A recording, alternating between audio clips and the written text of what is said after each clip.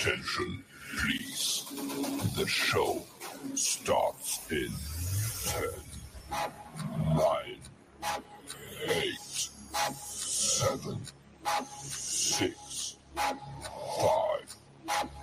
4, 3, 2, 1, go.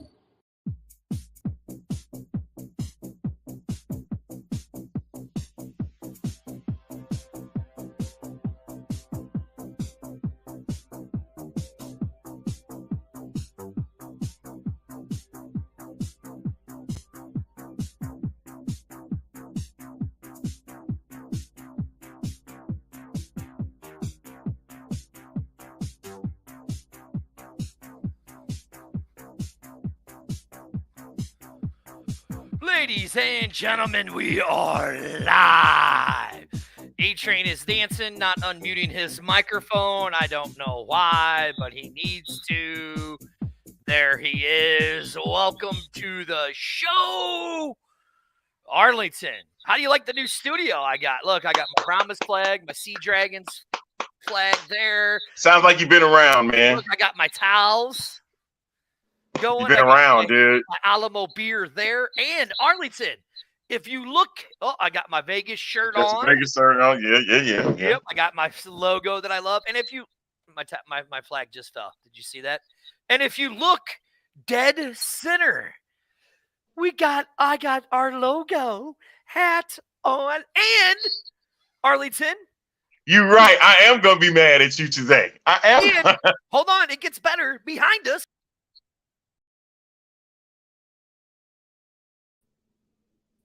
what just happened? Our new little logo. Because we X out all the other. We X out all podcasts because we are a live video cast called the X Fan Show. Welcome, people. So Arlington, what a week we have had. Let's really start it off, Arlington, because we talked about it the other day. We have literally been the X Fan Network, the X Fan Legion has literally been at every single game of the XFL so far. Have we not? It has, yeah, definitely. And this is actually not true, but we'll talk about that. It's not a great weekend for XFL games. That we get crickets when we send emails.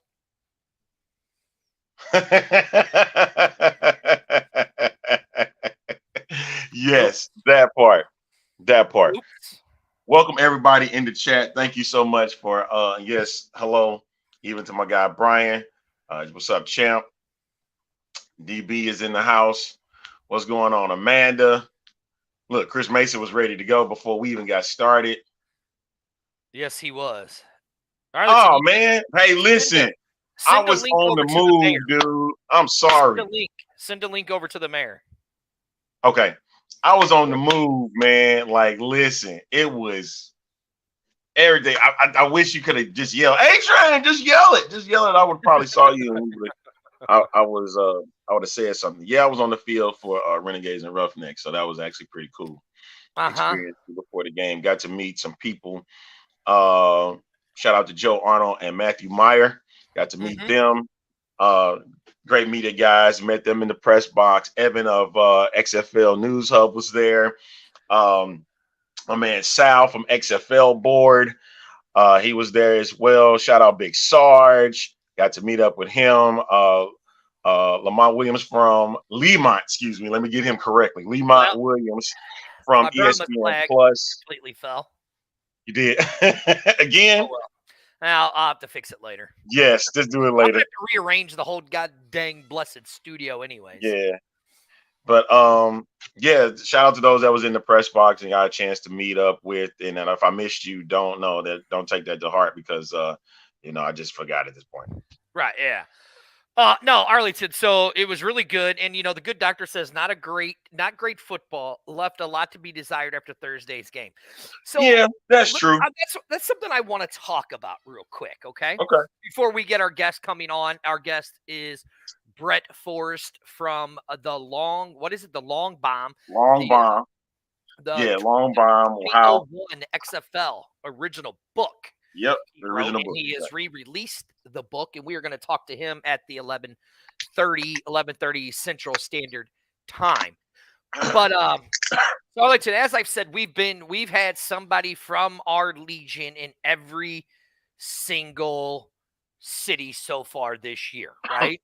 Right. If it's been you, it's been me, the mayor, Jarrett Hansen, who just popped on here, to Michael Lathrop, to Jason Leroy, to Leo, Smoky Guns podcast, to Brian, who was in Orlando also. I was at 2 of the games this weekend, the ones that were the biggest concerns for everybody that said the XFL. Oh, yes, and Amanda, I forgot. Let me explain something to you guys. By game time in Thursday, okay? And I even drove by. We went by the Kraken Stadium where the Krakens play. Beautiful, beautiful arena, packed, packed. But yet they were playing the Dallas Stars for first place in both of their divisions, right? Thank you, XFL podcast. We appreciate that. They were, playing. They were both playing for first place in their divisions. Year 2, the Krakens are could possibly going to the playoffs, which 30 teams out of 2 teams make the playoffs, right? And speaking of that, one of the other contributors that we have, actually probably one of our best contributors from the X Fan Legion just popped on. Arlington, I'll let you put him on as I explain this. I was in Seattle, right? And the mega cold in Seattle was cold in Seattle. Like ridiculously cold. Like the way that stadium is designed, Mayor, and you tell me if I'm lying, the way that stadium is designed, the wind just sits in that stadium, does it not? It's a tunnel. It's a tunnel. It came right across our backs and went right up through the stadium heading north. It was an experience that people in Seattle knew was going to happen, and they chose to sit home and watch the game. I have no problem with that. The 10,000K that were the 10K that were there with us had a great, enjoyable time. It was an electric atmosphere, and you got to hear what 10,000 sounds like in the field. Now let's go to 69,000 and imagine what it would be. Yeah, and I mean, it was a great game. Big shout out to Austin Pearl, Mayor, because he actually delivered this to us for Coach Beck. His cold gear coat that you saw me and you wearing at the game. I have to say this: that game was that Seattle game was very, very fun, but wasn't the funnest I had of the last 4 games so far. Great atmosphere in Seattle. They did a great job of not really fan friendly, I would say, on the experience, but it was still a good time I had in Seattle. No doubt about it. And I'm glad, I was grateful to see y'all both there. And of course, another great comeback by the Battlehawks. Once again, you got to see it live. And I know Van himself was hot as fish grease to see it unfold in front of him. And Battlehawks are 2-0. But guess what, Battlehawks fans? You got something to look forward to come week 4 against the Arlington Renegades. They'll walk into the Dome with a winning record. That is so true. But now that's going to be pretty awesome to see when it gets to that point. Right. Let's talk about the Mayor's on location reporter for week 2, game 1, which is really interesting because we were in Vegas. Right here. I got the Vegas shirt. The Vegas towel right there that Zoa gave out, right? I got to meet the great guy who drew our picture that you see right here behind us. Listen, you guys can, in Arlington, in Mayor, I'm going to say a bad word on the air because I know this is the afternoon show and we usually don't. You guys could shit on Vegas Cashman Field all you want. If you weren't there, you don't know what you're talking about. Being a guy who has been in the turf industry for 15 years that I was in, and being in the climate that it was in the middle of when they only laid that field back in December, started working on that field when there's no sun, no heat, really no water to water the field. They actually did a good job. I mean, were there some seams that could have been sewed up a little better? Sure, there was. But when you're talking, you get a torrential downpour like we had in Vegas, that Vegas hasn't gotten that kind of rain, and I don't know how long they were telling us, Mayor. That's why that field was going to look like that. The injuries that you saw were not because of the field; it was because of players rolling something. Mayor, tell me what you think. Well, I got to tell you, I actually love the intimacy of Cashman Field. It's the only venue I've ever been to where you can walk up to the main concourse and stand there and watch the game, not through a monitor, but across the counter and order your food. There's a street taco stand right behind us. You didn't miss a second of the action.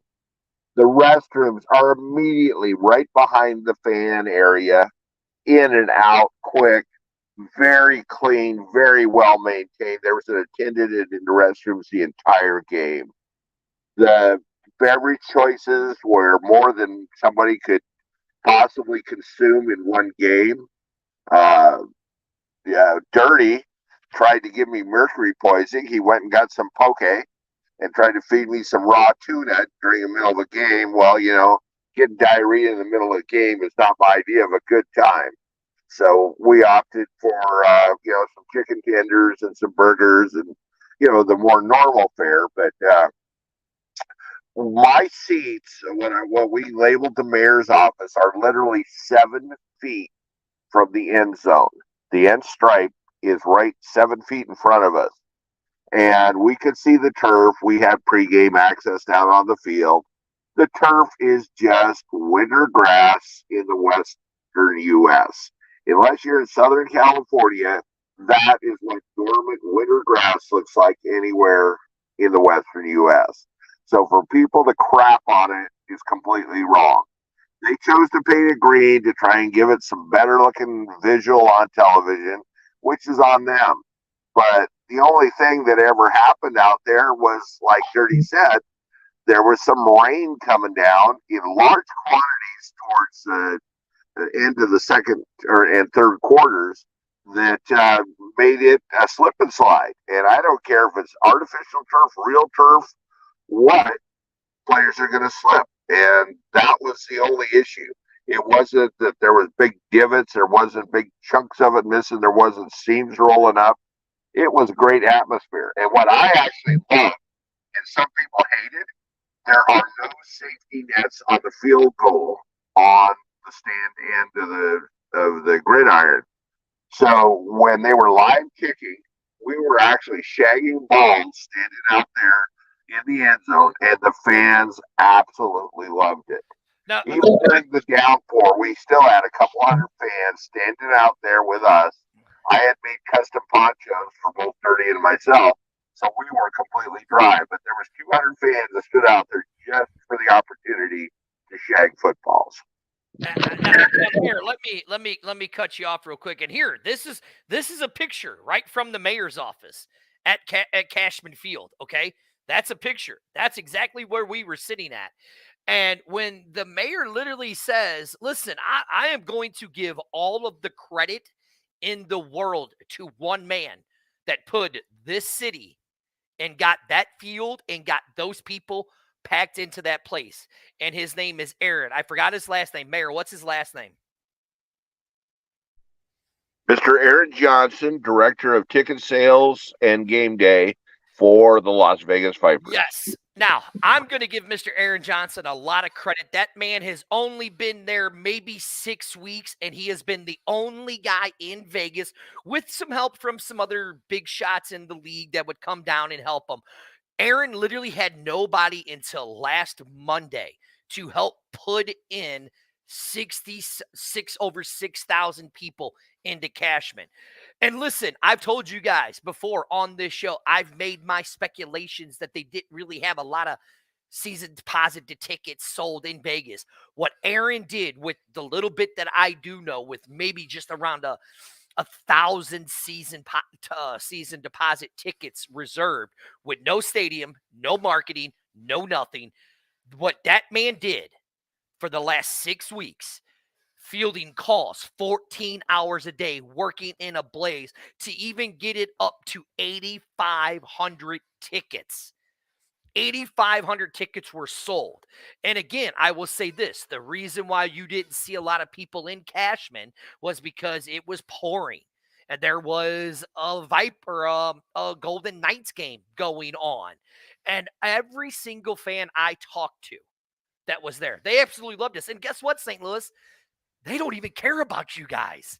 They think you guys are all pompous assholes. That's what they think of us St. Louis fans, is that we're all pompous assholes. Oops, I said 2 cuss words on this show. But it's the truth. That's what every fan base that I've talked to thinks of St. Louis. They're like, why do you guys got to try to bully us? Why don't you guys help us try to grow this league? Support us. That's what we should be doing. But I will tell you this, the work that Aaron put in, it was the game day experience that he had was canceled due to the weather by powers to be. And when he saw the fans coming and he saw the fans wanting to it, he reunited it within less than an hour of the game and turned it out. To be honest, Cashman Field, of the 4 games that I've been to so far, and I talked to the mayor about this, and I told the mayor about this, I said, no offense to Seattle, it was great experience. I loved Lumen Field. But Cashman was literally the most fun I've had at one XFL game from 2020 till now. Just like the mayor said, the intimacy of it. You saw the picture that I posted of you. I mean, literally. Here's another one of our seats. And this is the video of our seats of the field right here. This is how close you are to the field. That's how close you are to it. I mean, literally, there's the mayor's seats, and there it is. There's the goal line. The players walk right here in front of you. This is where the away team walks out at. They come and they give high fives to even the opposing fans. They're giving high fives. And as the mayor said, there was no safety nets. Now, could Cashman use some, upgrades? Sure. But guess what? Anything can. And for anybody to sit here and say that the Dome of America Center is a great venue to watch football, they're lying to you, because it's a dump. It's a dump, and it's always been a dump. And most fans in St. Louis will tell you that the Dome is a dump. The only good thing about the Dome is we're going to put 35,000+ in there, and that place is going to be rocking. So St. Louis fans, get on board. Start supporting these other teams. And if you get a chance to go to Cashman Field, trust me, I talked to Aaron, and Aaron said, if I can get us enough people to go to Cashman Field on March 25th, we'll get a special surprise and a special section just for ourselves, if we can get enough. By far, Cashman Field, hands down, has been the best experience and fan experience I've had in the XFL all the way. Yes, you're right, Andrew. It is a dump, but it is our dump. You're absolutely right. But I'm just saying, like we do to everybody else, we dump on it. I know I dumped on the Alamo Dome. Okay, look, you're right. It's not a bad place to watch football, but the majority. But Cashman Field, you ain't getting any closer than that, what I just showed you, in any XFL game. So you could sit here and shit.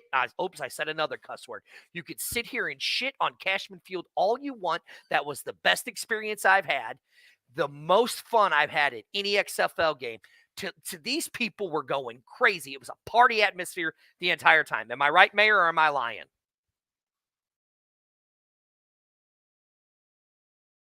Well, I don't know if I'd call it lying or calling it right. All I can say is there were people standing in pouring ass rain, jumping up and down, yelling. we didn't mention yet the in-game host. She is a Raiderette, and amazing sound quality in the stadium. This gal in the rain got people up, got them moving. You could hear everything she said clearly and crisply. Talk about an in-game host experience. I challenge anybody to even come close. Hands down, the best in-game host so far. St. Louis Hands got his down. work cut out for them, because they have. I think if I'm not mistaken, they are the last home opener, right? Mm-hmm. Yes. Okay. Yeah, St. Louis got their work cut out. Mm-hmm. So, March 12th, get your tickets, St. Louis. I can say without question, Houston is going to remain consistent, even though the day was fantastic, like great day.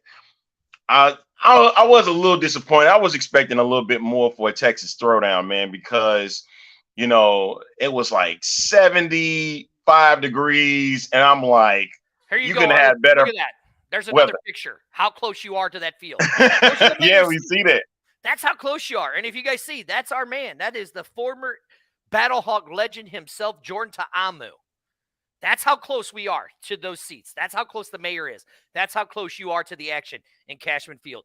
I don't think there is going to be another city that is going to top that fan experience that I had in Vegas. I don't think it's going to happen. Just don't. Don't think it's going to happen. Man, you know what? Like I said, I'm grateful to hear that. Grateful to hear that you had an amazing time in Vegas, man, because that's what it's about. It's about growing the community. It's about getting close to the action. And I know a lot of people was just obliterating because of the optics of what they were seeing on television.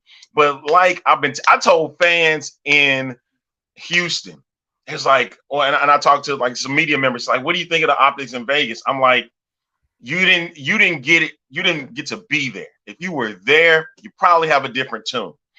But seeing it optic wise on television, it did look bad. But you got to go with what you work with. So, granted, it was only 6,000 people that showed up for that game, and it was a wash. 65. 6,500. It was difficult, to make it really look good. And the same thing with Seattle. Even with 10,000 people, a lot of people didn't show up because it was cold and it was wet. And it was like, well, that's Seattle. Seattle usually come out and show up anyway. See, this is different. Let me tell you once again, folks, the XFL, the optics is what they want, looking for is the eyeballs on cable, right? And if you don't show up, they're not going to be mad about it at all. But here's the thing. Even if you did show up to the games, it's a bonus for them. Mm-hmm. Okay. So 10,000 fans that stuck it out in the weather, you guys that were there, awesome. I love that. That showed dedication to it. Right. And even if they don't get it, like I said, they'll be fine. Mm-hmm. They'll be fine. It's no worries here. So, I mean, that is the main thing about this current iteration, is that a lot of people are going to crap on it, but and the viewership was actually another win. Well, I'm glad you said that, Arlington, because another win. So the viewership for Thursday night game between the Seahawks, the Battlehawks and the Sea Dragons, 553,000 on FX. On FX. San Antonio and Orlando on ESPN. Now, mind you, that was a 9 p.m. Eastern time game.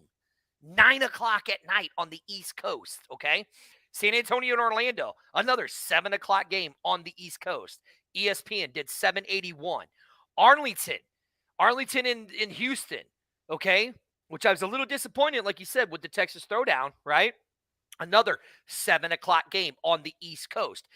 On ESPN2 did 678. And then the DC versus Vegas game, which was at a 4 o'clock Eastern time, did 601,000. 100,000 views on FX. So And listen, Deportes. And Deportes. You got to Deportes. Right now, you got to remember this. This is just the TV ratings. This isn't streaming ratings. And the mayor has a little bit of news because I see our next guest, who I'm actually really excited to talk to. But the mayor's got some interesting news about the streaming and about when we should see the streaming. So, Mayor, tell everybody when we should see the streaming numbers. Nielsen Rating Service, which everybody's heard of for years, does not release streaming till 4 weeks after the day of the original broadcast. So we're just starting to see pre-Super Bowl numbers for the NFL coming out this week. We're looking at pretty much middle of March to get the streaming numbers, and the streaming numbers include not only the live stream, but the DVR and replays during that 28-day period.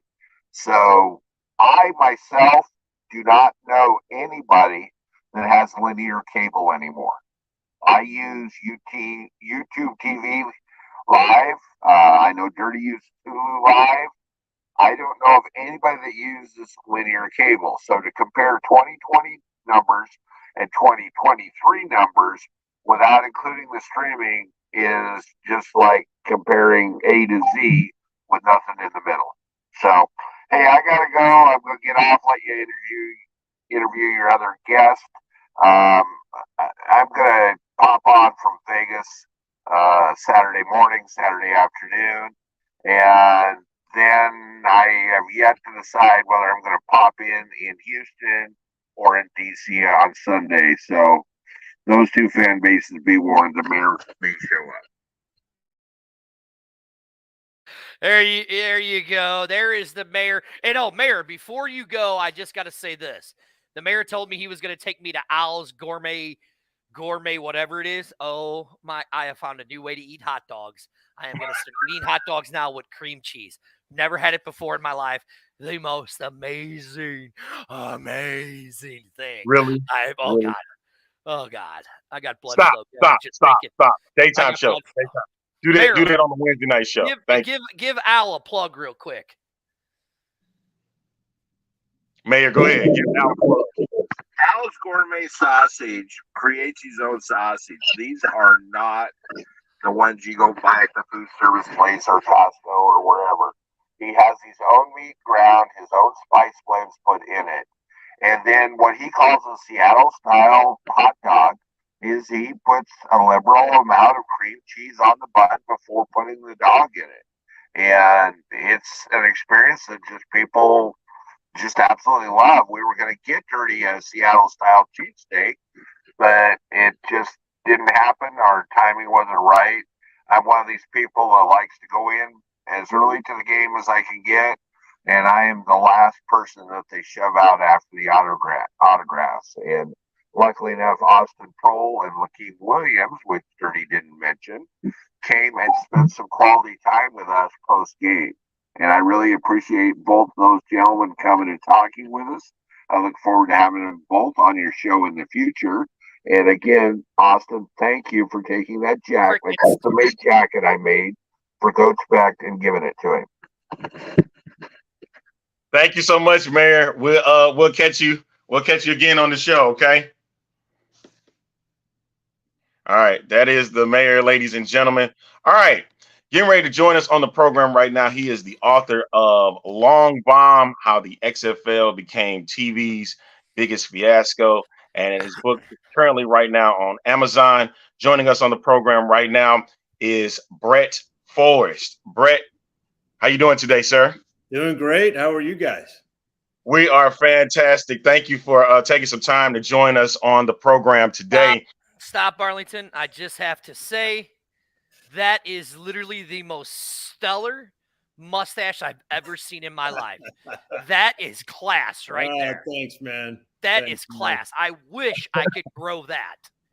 Oh, you can't just stop shaving. It'll just keep going, man. No, this is about as good as I can get with the peach fuzz. That is the best mustache I've ever seen in my life. How did you think? Awesome. All right. Let's get into it right now, Brett. First off, The book Long Bomb. I got a chance to read the book a couple years back, and I was very intrigued by the story that you put. It looks like in the book you were talking about things that happened in with the Vegas team. So can you tell our viewers a bit about what was the inspiration for the book, by the way? Well, man, this is going back how many years? Jeez, a long time ago now. I mean, that league was a 2001 league. So the inspiration, I was doing a magazine article for a men's magazine that's no longer around, and I went out to Vegas before the league began, and ran into Dick Butkus there at a practice for it was actually, well, it was tryouts for the Las Vegas Outlaws, the XFL team there at the time. And I got to know Butkus a little bit and started to think like, this league that Vince McMahon and Dick Ebersol, who was the head of NBC Sports at the time, this league that they were planning and putting together had incredible aspirations, right? I mean, their goal was to not just put football on TV, but to reinvent sports television, right? If you remember, it wasn't just straight football like the XFL is this year, but it was at the time it was football, but it was football produced like professional wrestling, with storylines and setups and all this stuff. So I just thought, well, this thing is such a big gamble that it could make an interesting book. So that was how it started, and then I moved out to Vegas for the season, and was really fortunate that Rod Smart, running back for the Outlaws, became the face of the league, because he had, if you remember, on the back of his jersey, he had the words "He hate me" across the back. So it was an interesting year. So you got a chance to work, walk around with. I get that back together. There we are. You got a chance to work with Rod Smart. Got a chance to see, what was in his head, getting together for the season. What was that experience like for you working with Rod? Yeah, Rod was great. He was just out of Western Kentucky. This was his first season as a pro. As you know, later on, he played in the NFL for a number of years, played in the Super Bowl even. But Rod was still a young guy, and the whole thing was really exciting for him, just being there. But then the fact that this nickname that he put on the back of his jersey made him kind of the face of the league was just a real boon to him. And he was just a real positive, fun guy to be around. I got to know his mother well. He's from Florida, and so when the team played in Orlando, I went and visited her at home and got to know Rod pretty well. So he said it on the telecast of the "He hate me" thing. Did he ever talk to you about that moniker, "He hate me," into detail? Oh yeah. We got into it. I mean, I spent time with Rod at his apartment in Vegas, and we got into a lot of that stuff. And you know what it was? It was basically the leading up to the first game for the Outlaws. One of the equipment managers had mentioned in passing to Rod that he asked him what he thought about almost having been cut from the team. And this was totally news to Rod. He didn't know about this at all. But the truth of the matter was that until the very last practice, before the final cuts that year, Rod was going to be cut. But he had a great practice, and he had a long touchdown run, and that convinced the coaches to keep him. Well, when he later heard that they were about to cut him, he got real angry about it, and that's where the name came from. And he was really referring to his coaches on the Outlaws when he put that together. Wow. And right there, right there beneath this, you see the link. We put it in the comments over there. Go to Amazon.com, long-bomb-became-biggest fiasco. Right there. Click on the link. You can find Brett's book. Now, Brett, I got a question for you, because I'm a huge wrestling fan, right? Yep. Vince, he had tried to buy an NFL team before, and the owners shut him down. So he's like, you know what? Screw it. I'm going to make my own league, right? Now, I mean, let's really be honest. The first version of XFL 2.1 in 01 was kind of goofy, right? Like what was Vince really thinking when he made this? Like, was he really thinking that was going to work? Or was he, I mean, like, what was he thinking in that Yeah. mindset? Yeah, very good question. I think we were all disappointed by the way that that the first version of the XFL came off. Yeah, there was tons of interest. The ratings were huge at the start of that first game. It showed that a lot of people in the United States had an appetite for it. So if we can walk back just a little bit, I think the history is really fascinating here. Like you say, Vince wanted to buy an NFL team, and he tried to buy the Vikings. But you know that the ownership group of the NFL is a very, very hard club to join, right? And they collectively have a say in sort of who they're going to accept in their ranks. I mean, it's not exactly like that, but it's a closed group. And Vince McMahon is not certainly at that time was not. This is in the late '90s. Was not the type of guy who sort of fit in that crowd, right? Subsequent to that, he got an offer from the CFL because the Toronto Argonauts were up for sale. And folks in the CFL really wanted Vince to seriously consider buying the Argonauts. He went back to the CFL and said, you know what? I want to buy the whole league. So he actually wanted to buy the entire CFL. He wasn't interested in having the Argonauts. And the CFL ultimately wasn't interested in selling the whole league to Vince. So that's when Vince, like he had been sort of insulted by the NFL, or at least he thought he had been. His plan to buy the CFL hadn't worked out. That's when he started thinking, well, heck, I'm just going to do this myself. And if you remember, at that point, that's when WWF stock had been going through the roof, and it made him a billionaire. They had taken the company public. He was so influential culturally. Now he had all this financial weight behind him. And he said, I'm just going to do it myself. And and this is sort of getting to your question, the initial model was to go sort of small time on cable so that the need to hit big ratings wouldn't be there. You just went through the numbers before I came on, and those sorts of numbers could have worked for the XFL if they had initially gone on cable.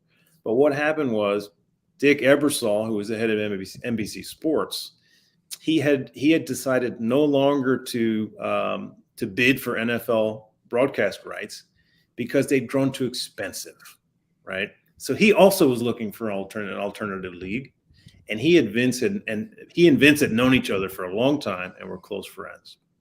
So they put their heads together. And what happened, it was sort of like Frankenstein's monster. That was the result, and that's what we saw, because you had Vince, who wanted to do his own league, but sort of with wrestling values. But then you had Ebersol, who wanted to put something in prime time on network TV. And so that's put too much responsibility on the league to hit an unrealistic ratings number. And it just, the whole thing just got completely out of control, and it didn't really make much sense for the viewers in the end. So on that, I remember watching the first game, right? And I know somebody had asked about the $1 million game, and we'll get to that.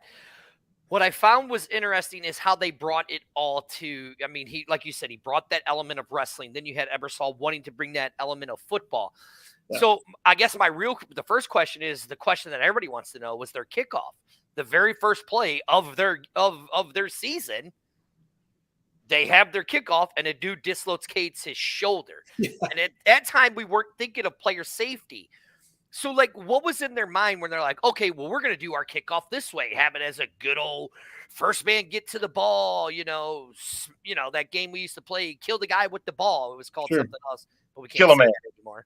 Kill a man, but it was like, kill the man to get the ball. Like, what was their concept? Like, whose ideas were these? Were they Dick's or were they Vince on how they brought up all of their rules?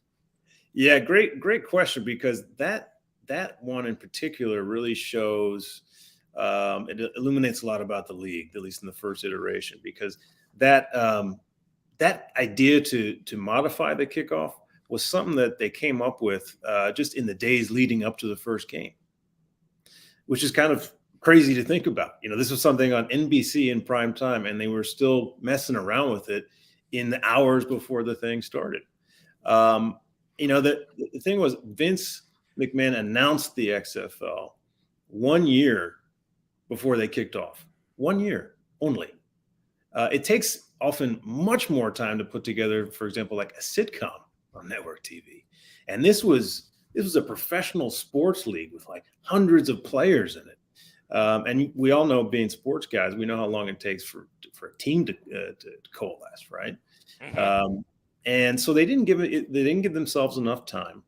They had this mix of like professional NBC sports broadcasters with people who broadcast wrestling in a completely different way. And it was hard sometimes to understand who was really in control, who had the baton, and they just didn't give themselves enough time to do it. So a lot of these modifications that they made, remember, they also did away with the fair catch rule. And then during the season, they put it back in because they realized their guys were getting crushed. Vince had talked a lot about how the NFL was the no fun league and how it wasn't, manly enough, and how the XFL was going to be really extreme. But in the end, it showed that they they hadn't worked out all the kinks, and it really showed in the product. Talking with Brett Forrest right now. He's the author of Long Bomb, how the XFL became TV's biggest fiasco right now on the X-Fan show. And we're getting a lot of insight from XFL 1 because a lot of us were old enough to tune into especially those games. I'm not going to lie. I have to ask you this. Did you ever get an opportunity to talk it over with Jesse Ventura or Dick Butkus about anything about the league and what their thoughts were? Yeah, I talked to both of them extensively. I mean, I met with Jesse one time during a game, but then I also spoke quite a lot with one of his representatives and got his views on a lot of things. I mean, Jesse, remember, it was an interesting time because Jesse Ventura, a lot of people have forgotten this, but at the time that he was broadcasting XFL games, he was the governor of Minnesota. Yes, he was. It's crazy to think back on that, right? I mean, you had Jesse, who was this flamboyant, really successful pro wrestler who then turned that into a great movie career. Remember, he was in Predator with Schwarzenegger. I think he was in The Running Man, if I'm not mistaken, with Schwarzenegger. And then he has this very successful political career and then turns into an XFL announcer. It was just, sort of a circus, but he was just an irresistible personality, a great guy to be around, always shooting from the hip. And he was, he's also, in his background, he was a Navy SEAL. I mean, so this guy was a bona fide badass, and he brought a lot of credibility and interest to the league. The thing is, he wasn't a great football announcer. Great wrestling announcer.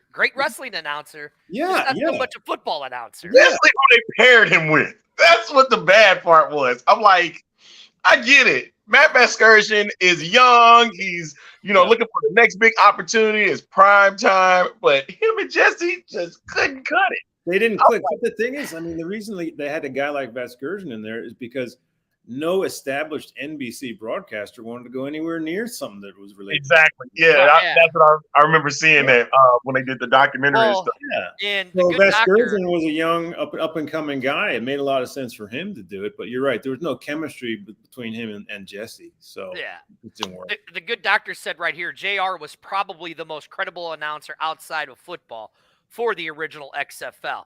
Now, Brett, let me ask you this. Yeah. The names, because I think that's what everybody wants to really know, is like whose idea was it for players to have the "he hate me" on their jerseys? Was it Dick's or was it Vince? But like, what was that process of why they were going to do nicknames on the back of the jerseys? Right. I don't recall. I think it ever came out whose idea specifically it was to do that, but I think he could. It sounds like something that would come out of Vince's world. I mean, I thought it was really cool. Why not? I mean, I think as we've all discussed or seen, I mean, when you have a new league or a rival league, I'm not calling the XFL a rival to the NFL, but it's a new league. You have to do different things to stand out. And I thought that was pretty interesting. It was a way for players to express themselves. the vast majority of guys who put something different on the back of their jerseys, weren't that creative. It didn't turn out to be that great, but as we saw with Rod Smart, as we discussed, it was really kind of interesting. It was kind of poetic, Yeah. and it was people trying to figure out what it meant, and it caught on. So, but that was that I think that was a way for the league to communicate to its fan base that it was going to be freer. It was going to let guys express themselves more. I mean, as you see, I got the picture up. Well, I was in Vegas this weekend Nice. for the game, and there it is. I mean, that's the GOAT of all jerseys, is the He Yeah. Hate Me jersey. I mean, that jersey still to this day endures with not just spring football fans, but just football fans in general. Right. I mean, look, like somebody says right here, Kyle says right here we are 22 later, still talking and remembering the nicknames. Right. I mean, that's great. So you saw that out in Vegas this past weekend? Yeah, I was. That's a guy. His name is Greg, and he had that. I was like, hey, dude, you got to let me take a picture of it. So, what was it? Why is that so? Why is the He Hate Me and the Rod Smart? Why is he so endearing to XFL fans, as Kyle says, 22 years later? Man, I mean, if you figure that out, let me know. I don't think. Look, that's not something. It's not like we talk about when we talk about the XFL, we talk about ratings and how much Dwayne Johnson and his group paid for. There are a lot of things that are quantifiable. This is not one of them. Why did that catch on? I think we can only speculate. It's so subjective. It's like, it was so odd. It didn't make like linguistic sense. Right. But it fit perfectly on the nameplate, and I think people just wanted to figure out what the heck is this guy talking about? What who hates him? It was a question. I mean, it was somehow lyrical in a weird way. Yeah, as you see, Jarrett says right here, I seen an Orlando Rage jersey last weekend. And as the good doctor says right here, and then, and Brett, you wrote the book and answer. Kind of what do you think of this question? This was before its time. Look at the patriotic and racial justice stuff that are on back of the helmets now. Do you think that the way Vince and Dick approached this and letting their players have that freedom was before its time? Because it really looks like it is to where we are 22 years later now in the world. That's a really good point. I was actually going to mention that myself. I'm glad that that someone else did. It's hard to equate "He Hate Me" with the sort of the racial justice slogans that we've seen on the back of helmets or on some of the jerseys. But I think they do share one thing, and that is just these leagues giving players greater freedom to express themselves. You could probably draw that back to the XFL, yeah. Oh, okay. Yeah, you really just think about what the XFL did in 2001 to where we are now. Let's lead up to 2020 when Vince. What are you doing? No, I'm right there with you. When I was with this, I'm like, with 2020, like, how was you feeling about that one, Brett? Like when he said, I'm bringing it back, let's go even further, like 2018. When he said, I'm bringing it back, what was your first initial thoughts when you heard that one? Look, I'm in favor of people doing stuff they want to do, and Vince tried in 2001. He like, as we mentioned, it just didn't work. It was the wrong formula. He didn't give himself enough time to prepare. He should have taken a few years to do it. So I thought, why not try?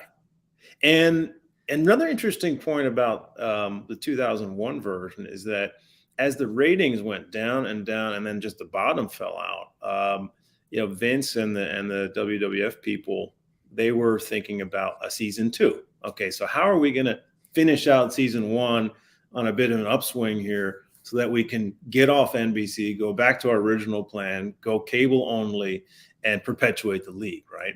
And Vince's idea, as he looked at the ratings and as he looked, he talked to focus groups and whatnot, he realized that what people didn't like about the first XFL, this was as it was still playing, was they really didn't like all the wrestling style bits. And so Vince wanted to strip all that out of the league still while it's in his first season, while it's still going. And he and Ebersol talked about it. And interestingly enough, Ebersol thought the exact opposite. Ebersol, who is the traditional sports guy, said, no. We got to amp the pro wrestling style stuff because that's the thing that'll keep, get more viewers for the last few games. So the fact that Vince, I mean, that's a lesson that he learned the first time around. He learned that, these two things are incompatible. This is oil and water here. So let's pull this thing out, because essentially, what is the product? The product's football. Mm-hmm. It's not scripted sports. It's real football. So this says right here, Jared says, going into the cheerleaders' locker room didn't help the image. Script it. Right. And that part wasn't even scripted in the end. They sold that the whole week before. They said, we're taking the cameras into the cheerleaders' locker room. And then at halftime, when halftime came, they ran a recorded, edited bit, which was very bizarre. Hold on, now let's digress, because somebody did ask about the $1 million game. So let's digress back from 2020 back to 01, and we're at the $1 million game, right? Like, what was that like leading up to it? I mean, as you said, the ratings were dropping. Ebersol says we need to put more wrestling stuff in. Vince is like, no, I don't want to. I want to make it more football. So we have the $1 million game, right? Sure. So, like, how did that all lead up to them deciding this is what it's going to be called, the $1 million game? Like, where were those decisions being made at in that point? A lot like so many aspects of the league, it was just kind of on the fly. It's really amazing to think about that, because this is NBC prime time. I mean, this is like very valuable territory, and these guys were just they had such great track records, Ebersol and McMahon, that the network kind of just gave them a long leash. And it's so strange that they didn't seem to really prepare. The name of the game, the $1 million game, came up only in the weeks preceding it. And it really went to the fact that the winning team got to split $1 million. So is it true that the name of it was going to be called The Big Game at the end? Yep. That's what it was. That was a working title. I don't think a lot of people really liked it, but I don't know. I think, you get the sense, you ever, I'm sure we all do this. There's something you have to do, whether it's for work or family or whatever, but you can't quite figure it out. And you got all this other stuff that's keeping you busy. And then you realize at the 11th hour, oh wait, I didn't do that thing. That's what the XFL felt like so often. It was just like they didn't figure stuff out in time until the last minute, and the $1 million game. I mean, it's not the worst name, but even by that time, though, NBC knew that it wasn't coming back for a second year, and it was just a matter of getting this thing to the end, because it had been such a disaster. If you remember, it earned a 1.5 rating for one of its games, which set the record for the lowest rated program of any kind on network TV in history. So NBC said, we're out. We just want to get to this game. Call it whatever you want. After that, we're done. Right. Now, so here, the good doctor also asked a question. You'd also mentioned that Vince's track record for success. How much did this failure hurt him in his other business veneers? I mean, listen, good doctor, you're a wrestling fan. The dude's a billionaire. I don't think it's really hurt him too much, but like, I mean, like, what do you think? I mean, do you think it hurt the 2020, or do you think COVID really did more to hurt 2020 XFL? Oh, I wouldn't put those two things together. I'm with you. I mean, look, Vince is a very successful guy, right? And his success is predicated on taking risks and taking chances, and so he's done a lot of things in his professional life that haven't succeeded. And XFL is one of them. Of course, the XFL is probably the most glaring example of a failure in his professional life. But the guy wrote it out, and he's fine. Now the next version of the league in 2020, I watched it and I thought it was pretty good, and I appreciated the attempt. I thought it was done very professionally. There was no more of the wacky canned bits that just didn't really make sense, And it was just football. I mean, I like football, and I appreciated the fact that there was a new minor league for players that either were had been in the league, NFL, and wanted to get back, or guys who hadn't been drafted. I appreciate that. I appreciate the effort that the players put in. And I think the thing was just killed by COVID, like so many things, like so many projects. Okay, so let's that leads me to my next question. We're sitting here with Brett Forrester, the author of The Longest Bomb, how the XFL became TV's biggest fiasco. So we're up to 2020. Vince announces it again, right? Here you are. You just wrote the book. You wrote a book about this, talking about how it was a fiasco. The first thing you thought of when you heard Vince is bringing back 2020, like, what are you thinking? Like, oh my God, how is he doing this again? Why? I mean, what was running through your head going, ooh, I got another book. You're right. But like, what was going through your head when you heard it that Vince was bringing back XFL 2020? Yeah. I mean, I was surprised. I was very surprised. I mean, I would have figured that the sting of the experience was still there for him, and he wouldn't want to go back to it. But I was curious immediately. Okay, what's the formula this time? Are we going to have all the wacky, cheerleader camera stuff, or is it just going to be football? And I was pleased to learn that it was just going to be straight football. I didn't see another book in it. I mean, I'll tell you this. Like when I got my book advance, I got the book deal, and I went out to Vegas, as I mentioned, in 2001, and spent the season out there. And when I came back, I was living in New York at the time. I met with my editor, and he didn't tell me this until later, but his boss at the publisher said, "Man, that league it's terrible. Maybe we shouldn't do a book on it. Maybe you should just tell your author, you know what? Let's find another topic." and my editor said that he fought for it, and he prevailed, and in the end, the book. So I don't think there's another book. Wow. Yeah. So I know we're getting close on time. So Brett, okay, so now we're 2020 COVID happens. Now The Rock buys the league. Yeah. And we heard Danny Garcia had done interviews saying that she was involved with the 01 version of XFL. Oh, I didn't know that. Yeah, she had said that in interviews. Well, now her and The Rock have bought. Well, he was involved in it as well. Yeah, he was. Yeah. So do you think if COVID wouldn't have happened, do you think we would be with The Rock and Danny buying it? Or do you think Vince would still be owning the XFL and still be running the XFL? Boy, it's hard to know. With in my line of work, like, what's really interesting about it is that you have the opportunity to talk to all people who are actually doing the things that you're writing about, and you almost every time you learn that what you thought about it is actually not the case. Like, for example, what I mentioned earlier about how Vince wanted to buy the Vikings and then wanted to buy the whole CFL. I mean, that blew my mind. And the only reason I learned about it is because I started asking people about it. So I don't really know what we could be looking at if COVID hadn't happened. But I think you can say safely that Vince, in mounting a second version of the XFL, was serious about it, and he wanted it to succeed. And we know by his track record, he's very much an alpha guy.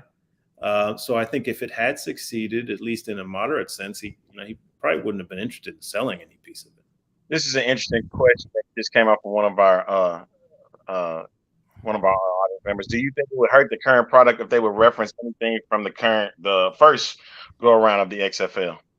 No, I think the people who remember watching it, like ourselves, I think remember it fondly for things like Rod Smart, He Hate Me, but also for the wacky stuff that didn't work, or Jesse being the governor of Minnesota and being involved in the league. I mean, I think back on it fondly. It was a great experience for me, and I think a lot of viewers, even though they kind of checked it out and left and didn't check it out again, I think when you mention the XFL, at least when I do, people smile and they're like, "Oh, that thing! Oh, I remember that. That was pretty wild." So, look, it's a fact that that the current XFL has a heritage that goes back to 2001, and yeah, I mean they should embrace that. Like right here, Jarrett says, honored the history. Yeah, This is the X Fan Show, and we're getting close to time. But Brett, I do got to ask you this: 20 years later, you're rewriting the book, right? Well, we're at 22 days. You're reissuing the book. Is there anything new that you put into the reissue, or then like what is that new stuff that you might have added in there that people didn't know from the right. original version? Right. Yeah. I mean, I see the book only came out in hardcover originally, and when I saw that that The Rock had bought it with Partners the League and was going to do it again, I thought, well, this is a good opportunity to get the book out there in formats that weren't available, at least that we didn't put out last time. So we have it now in paperback and ebook, and I also recorded an audio book. In terms of new material, I mean, there's not a ton of new material about the 2001 league because I think the original book covers that. But what I did insert is a new foreword that kind of gives us a new perspective on the 2001 version because, like you said, it's 20 years ago, more than 20 years now, and now I think the XFL was ridiculed roundly. Remember in those years, and it still is, but what I say in the new foreword to the book is that it actually gave us quite a bit, and among those are the Sky Cam. Remember when the XFL sort of debuted that? It was jarring for people, and actually, it's very interesting where that came from. It came from Madden, the video, and it came from one of the NBC technicians, the producers who was in charge of the XFL development. His son was playing it all the time at home. That's where it came from. And the XFL in the end couldn't quite figure out how to use it effectively for long periods of the game. But the NFL picked it up right away. And what do we see all the time in the NFL and college football broadcasts? We see the usage of that. That's directly related to the XFL. So there are other technical innovations that the XFL employed that you see all over the place now. So, Ebersol and McMahon, and again, just back to your question, this is kind of what I get into in the forward. Ebersol and McMahon, they were trying to reinvent football, and they had this incredible failure. But now, 20 years later, we see actually they did succeed in certain ways. Yes. Yeah. I mean, it really did. If you really think about what the XFL did back at 01 and then how it kind of changed the game a little bit in 01, like I said, with the player getting hurt on the kickoff, they started adopting different rules. They started really paying close attention to concussions because of the XFL, the Sky Cam. I mean, and if you remember, one of the original replay things was invented by the original XFL, and then they kind of changed it over to the NFL, and then they've readapted it and the new XFL and changed it. So, I mean, whether people want to believe it or not, Vince you can say what you want, and Brett, maybe, you can vouch this for me because I know Vince really is a genius when it comes to something. If he puts his mind to something, he will make it happen for himself 9 times out of 10. I mean, you can't argue with the guy's success. I mean, he's a polarizing figure. Obviously, he has a lot of people who love him and a lot of people who don't care for him. But that's okay. I mean, I'm sure he doesn't really care. He's a successful guy, and he's had a lot of innovative products. And in the end, I think as I'm making the argument, the XFL, despite its failure, was an innovative product. Man, we've been going at it for a minute, man. I know Arlington's got somewhere to go. The fans have gotten so many questions. I mean, it's crazy. Like here, Amanda goes, do you think that he had something to prove with the second go around with the XFL?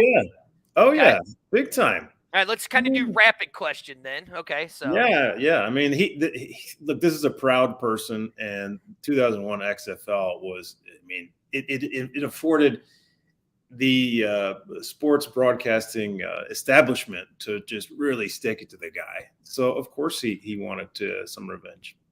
All right, next question. If 2020 was such a success, aside from COVID, why did Vince jettison so quickly from it?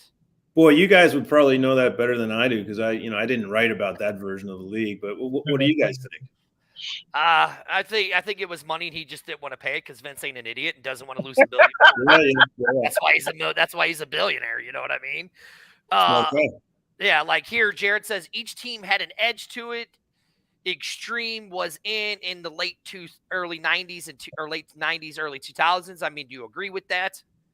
Yeah, but you know what's interesting is that a lot of people think that XFL stands for Extreme Football League, but it doesn't. XFL officially stands for nothing. That's what I thought. It's not short for anything. It was something that Vince came up with. He said, we're just calling it that, and it doesn't mean anything. Nice. So current, let me ask you this before you go, Brett. Yeah. You've been watching the current XFL. You have a favorite team right now in the XFL? Well, I wish the Las Vegas team was still called the Outlaws. They're close to my heart, you know. Hey, you got the Vipers. You got the Vipers. You know, I think I got a football back here. If you give me a second. Yes. No, not an original from 2001. You got the black one. Check this out. Yes. Check that out, baby. That's a collector's. That is a collector. No. Yeah. Make sure you keep airing that, and you make sure you pass that down. He needs to come back on the show again. I'd love to have him back on the show to talk more XFL. But hey, I mean, we are up against the time. You know, we try to keep it short and sweet here. But you know, definitely go check out Brett Forrester on his Amazon page. Let him plug his book, man. Yeah, go ahead, man. I got a copy of the paperback here. So show you what the new cover looks like there. Mm-hmm. So anyway, there's He Hate Me right there. Yep. Well, Arlington, see, I was even going to be nice to the guy and plug some of his other books, like The Lost Son. Or, that's coming up. That's coming up in May. Yeah. Yeah, or The Biggest Fix. Mm-hmm. About soccer. I was going to plug some of his other books, Arlington. Well, I appreciate you guys. Well, Brett, thank you so much. Listen, that is literally the best mustache I've ever seen. I wish I can't get over that mustache either, man. I love it. It is stellar. I wish. Well, tell me how you do that. I have to know. How do I do that? You know, I don't know, man. I was so I work at the Wall Street Journal now, and I was covering the war in Ukraine last year. Oh, and much respect, much respect. You know, at some point I was just like, you know, I went through some crazy stuff over there, and at some point I was like, I'm just gonna let this thing go, and I don't care anymore. That's awesome, man. But go check his page out on Amazon. As you saw, we put the link right up there. There's the link. Go and click his link. Go get his book. And like he said, it is on Audible, Kindle, all of that stuff. Brett, like, where else can people find you and follow you at?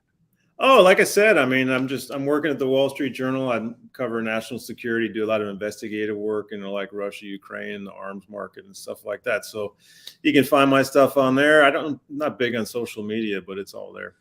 Yes, and I am going to write a book about Brett's mustache. Let's do it. I'm going to write it. It might not be very long, but I'll do it. Yeah, about 6 pages if we can get to that much.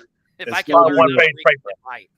Well, Brett, thank you so much, man, for coming on board with us today. And definitely make sure you folks, you go out and get the book, the reissuing of the book, Long Bomb, and his other books that you can find online. Thank you so much, man, for coming on board. And you're always welcome to come back on the X-Man show. Oh, I'd love to. Thank you very much for having me, guys. Really enjoyed it. Not a problem, sir. Thank you.